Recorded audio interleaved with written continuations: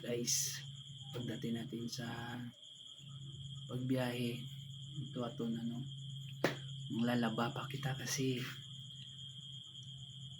ako lang ang mag-iisang tinataguyod yung mga anak ko wala akong karamay guys, kaya pagdating ng pagbiyahe ito maraming lalabahan, kaya nagsasampay na ako kasi tapos ko na to i-dryer kaya isasampay ko na lang guys, kahit gabi na mga 9 na dito, sige lang, kaya tiis-tiis lang na kasi mahirap kapag walang haramay.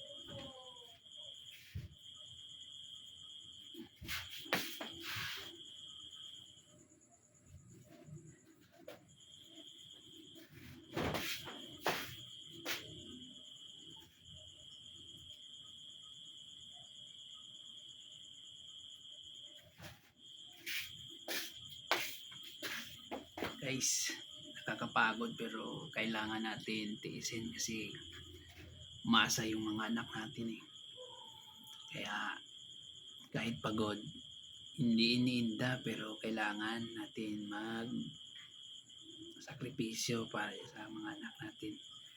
Yan lang guys, inantok na ako, tatapusin ko lang to at tutulog na ako mamaya kasi sakit ang yung mata ko Yan lang guys, sana makarelate kayo sa video ko ini.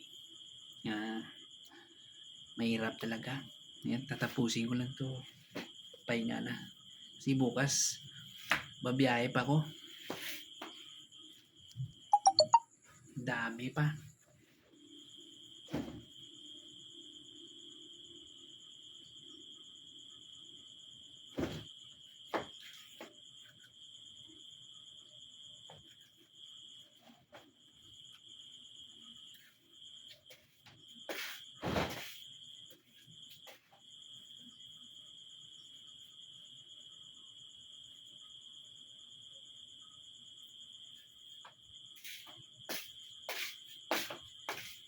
Yan lang guys, sana magpahinga rin kayo at God bless you lang guys, follow and share na lang.